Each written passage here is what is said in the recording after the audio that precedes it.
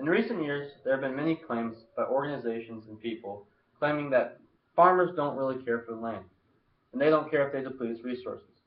Most of these people and organizations are generations removed from the farm and know little to nothing about how agriculture works today. Growing up on a farm, I know that these claims are false. As farmers know, the better the land and livestock are cared for and managed, the higher the productivity is from these resources. So it makes sense to take care of these to the best of their ability. Today, I'll be talking about three topics related to agriculture sustainability.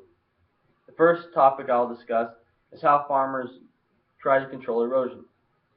Then I will talk about input efficiency in agriculture. And lastly, I will discuss how farmers use livestock in their operations.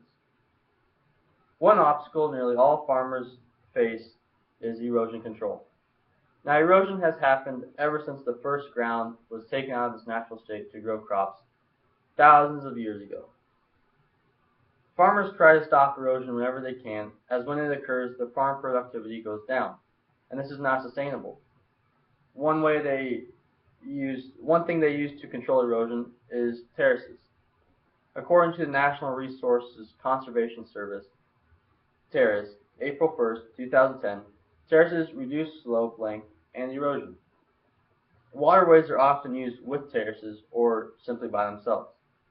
Now, waterways also reduce erosion, and they are simply strips of forage that are seeded along areas where the dirt easily washes away. And the waterways are meant to hold the soil in place. Grass is commonly used in these areas. On our farm in Lancaster County, we farmed a lot of hilly ground and used lots of terraces and waterways to control erosion, and they worked quite well. But something else we used was no-till farming. Now, no-till farming reduces soil erosion and by keeping more residue on the surface and disturbing the soil less, according to Montgomery D., A Case for No-Till Farming, June 30th, 2008. Another tactic for soil erosion control, which has become more popular in recent years, is cover crops. According to the Sustainable Agriculture Research and Education Benefits of Cover Crops, January 1st, 2012, cover crops reduce soil erosion and have many other benefits as well, such as bring nitrogen or uncompact soil where they are planted. Now, these cover crops are usually forage-based and planted in the fall to cover the ground during the off-season or when crops aren't usually grown. And all these previous things I listed for erosion control also have to do a lot with lessening runoff.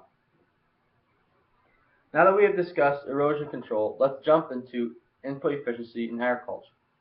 Throughout history, farmers have progressively become more productive and efficient. But in the last 50 years, this level of progress has greatly increased. A farmer now puts on just enough fertilizer, chemicals, seed, you name it, so as not to use too much or too little.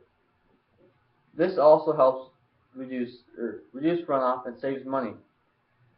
Another way farmers have become more efficient is irrigation. They have gotten irrigation down to a science, where if they use a pivot, a sprinkler, or a drip system, they can now irrigate different soil types with different amounts of water on the same farm as to not under or overwater any crop. Farmers work every day to become more efficient and productive, with help from sources such as the Center Pivot Water Conservation Project by the University of Nebraska-Lincoln, January 2014. Due to more efficiency, less trips are needed across the land, which saves fuel, which, as we know, is good for our pockets and the environment. Another thing farmers do to become as efficient as possible and stay sustainable is to use livestock in their operations. Now, there are a lot of people that claim we should eat less meat and grow less meat, as it takes more land and resources to produce a pound of meat as it does grain. But there's lots of evidence stating that this is wrong. Farmers often graze livestock on land that's not suitable for crop production, and this can be for many reasons. They also use livestock to graze crop residues after the crops are harvested, often in the fall. Now, if these resources were not used by livestock, they would most likely just simply go to waste.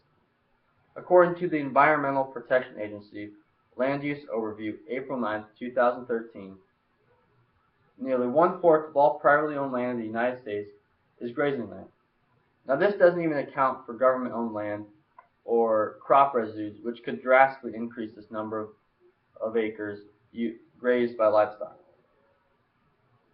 Today we have discussed 3 topics that show farmers take care of the land and try to be as efficient and productive while doing so to be as sustainable as possible. We first discussed farmers' tactics to controlling erosion. Then we jumped into the input efficiency in agriculture.